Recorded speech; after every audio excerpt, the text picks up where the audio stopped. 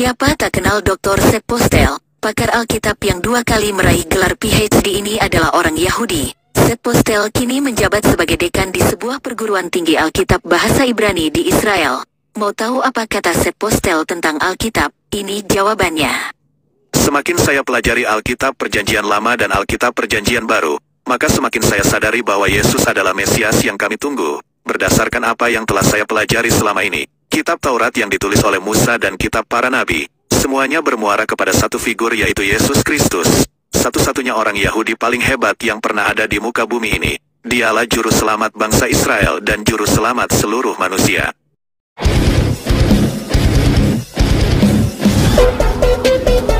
Like a tidal wave.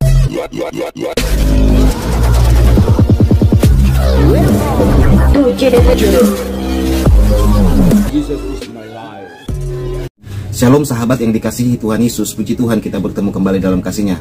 Kesaksian kali ini cukup luar biasa dan sangat memberkati saya sahabat. Kenapa? Karena kesaksian ini sungguh spesial. Seorang Yahudi yang menyelidiki tentang Yesus, bahkan memperdalam bahasa Ibraninya. Mesias yang dia nanti-nanti itu ternyata adalah Yesus Kristus. Dan ada pernyataan dia yang membuat saya heran sahabat. Ketika dia bacakan tentang Yesaya 53 kepada ayahnya, dan ayahnya marah gitu. Padahal itu kan kitab orang Yahudi juga sahabat, kitab Yesaya itu ya. Tetapi Yesaya 53 itu kok dibacakan kok dimarahin gitu sahabat. Dan disitulah saya tahu akhirnya bahwa ayat tersebut memang sepertinya terlarang atau apa, saya nggak tahu ya. Tetapi ya itulah yang terjadi sahabat. Nah sahabat yang terkasih, kita tonton kesaksiannya, bagaimana kesaksian yang sangat-sangat luar biasa ini. Tuhan Yesus memberkati. Believe in Jesus and you're Jewish. If you knew biblical Hebrew, if you only knew the Hebrew Bible, if you could read it in the original language, then you would know that Jesus can't be the Messiah. And that was something I took as a deep challenge. And then my investigation went from a bachelor's degree to a master's degree to a PhD to the beginning of a second PhD. And the more that I studied the Hebrew Bible, the more I studied how the New Testament is reading the Old Testament, the more I realized that Jesus is the Messiah. I grew up in New Jersey, very well aware of our Jewish identity. I do remember that whenever my dad was really, really angry, the worst thing he could ever say was Jesus Christ. My mom started to become more and more spiritual, and she started to read the Bible. She started to read the Old Testament, what we called it, or the Hebrew Bible. She became more and more curious intellectually with Jesus. She came home with the very good news to tell my father, Murray, I've been searching the scriptures, I've been reading, I've been studying, and Jesus is the Messiah. My father started to cry. He said, I thought I married a Jew. How could you betray our people? How could you do this? Please tell me, why do you believe in Jesus? But please don't show me the New Testament, because of course we knew Christians hate Jews. Christians believe in the New Testament. The New Testament must be anti-Semitic. As she read to him Isaiah 53, my father got very angry. And he stopped her and he said, I told you, Lorraine, I don't want to hear the New Testament. And she stopped and she said, well, Murray, this is our side of the book. This is not the New Testament. This is a prophecy from 700 years before Jesus was born. Well, my father was in shock. Over the next several months, something very strange had happened in our family. So suddenly, up until that point, my mom and dad felt very insistent upon sending me to Hebrew school. They were very clear about our Jewish identity, and now suddenly they start to talk to me about Jesus, and it was very confusing to me. I didn't understand. I thought that my mom and dad had an identity crisis. Something definitely was wrong with them.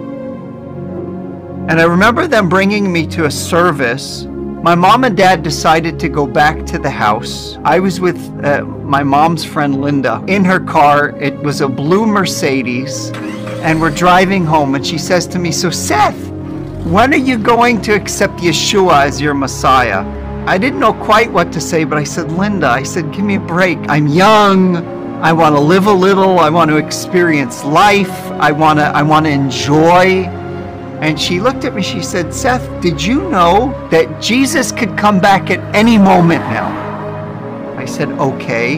Now we're on the highway, we're driving. She said, he could come back at any moment. I said, okay, so what? She said, well, you know what would happen if he came back right now? I said, no. I would be taken up and I'd be with Jesus forever. And you would be in the passenger seat of my car going 55 miles per hour all alone without a driver, and you would crash, die, and go to hell. This is true. Jesus, don't come back. Jesus, don't come back. Jesus, don't come back. I was bleeding. Don't come back. And so that was when my prayer life began. I had very, very serious childhood asthma. I was on heavy medications. One of the medications I was on was called prednisone. And prednisone was something that deeply affected my moods. It also affected my shape. I remember looking in the mirror, and I was fat. My face was swollen up. It was red. I already believed in my heart of hearts that I was an ugly kid. I was the ugliest kid in my class. And so I grew up seeing myself as ugly. And then with the prednisone, I just remember detesting myself. There's nothing worse in the world than to look at the mirror and see yourself as ugly. And again, it wasn't just an ugliness of my physical appearance. It was the ugliness of my inability to overcome my own weaknesses, my inability to free myself from sin. I was convinced that God hated me too. And I started to see that I was ugly in God's eyes. And so I went through this never-ending cycle of praying. And so it was as if I would be born again, and then born again again, and then born again again, and born again again. And no matter what I did, no matter how I prayed, this dread sense of terror that I was a dirty, rotten sinner, ugly in God's eyes, that God hated me, and that the first chance he was going to send me to hell. And it really scared me, and I had no hope. Several years later, I found myself in this service, and the speaker, he was a pastor, and for whatever reason, he kept looking my way. And it was odd because he didn't know me, and there were a couple hundred people there, and he kept looking at me, and it felt like he was exposing all the things I hope nobody else would see around me, all the things I hated about myself, all the things I believed God hated about me. And so I'm sitting there, and I'm very uncomfortable. And at the end of the service, I just remember him just inviting people to stand up. I stood up, and I looked forward. And it's as if I saw Yeshua waiting for me. And his arms were stretched out. And up until that moment, his arms were always stretched out in anger. He wanted to strike me down.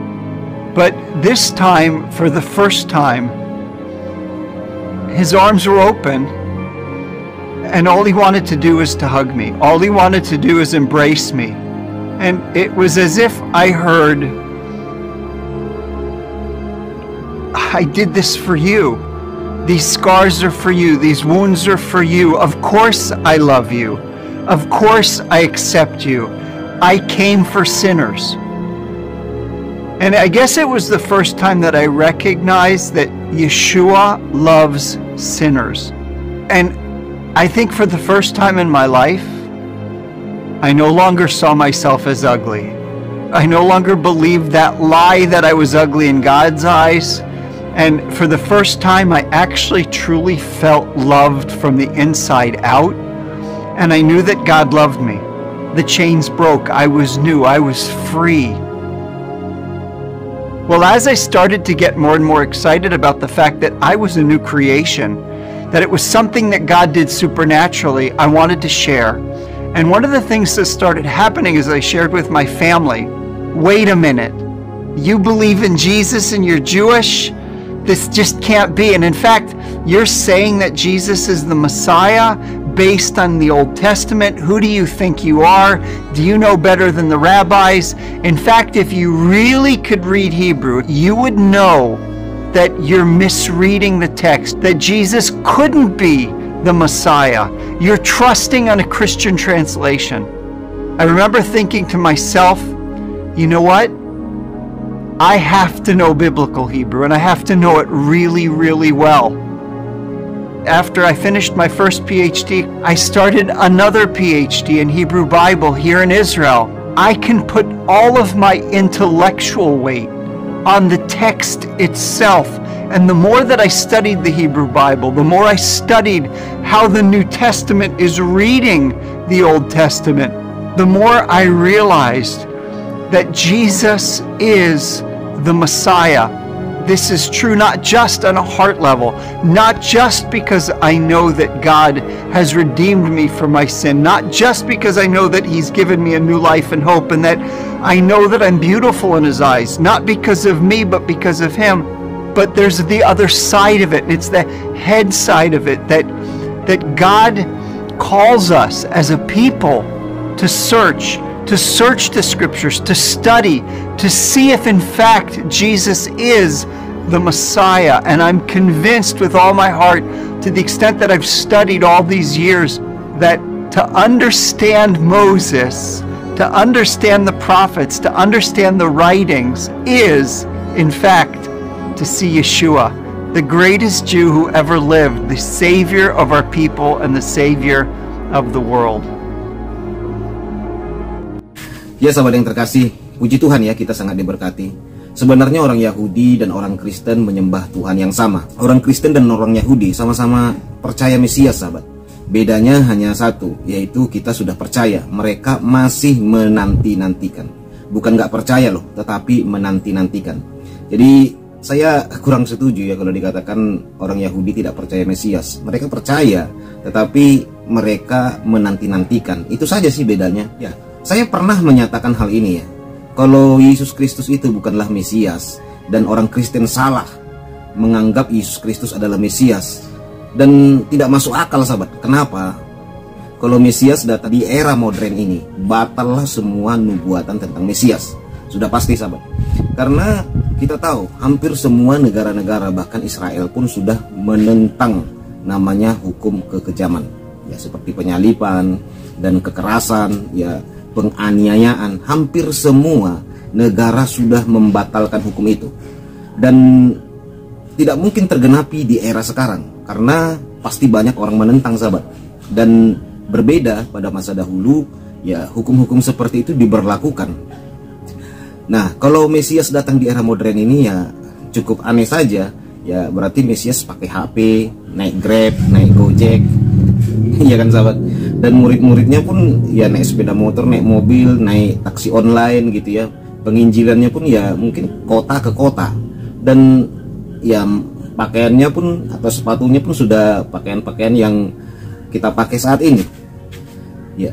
Dan saya rasa tidak mungkin Mesias datang di era modern ini, dan pasti batal semua nubuatan-nubuatan tentang Mesias dalam Yesaya 52 dan Yesaya 53. Jadi jelas ya, Mesias itu ya memang Yesus Kristus. Nubuatan tentang Sang Mesias sesuai Yesaya 52-53 itu terjadi, dan itu tidak akan mungkin terjadi di era modern ini, sahabat. Tidak akan mungkin.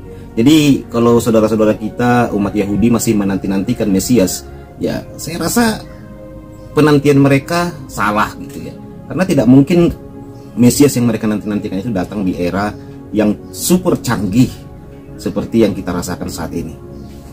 Jadi ya sudah tepatlah seorang Yahudi yang kita tonton kesaksiannya tadi telah percaya kepada Yesus setelah menyelidiki semua tentang nubuatan Yesus dan mempelajari tentang bahasa-bahasa Ibrani, dan akhirnya dia putuskan percaya Yesus.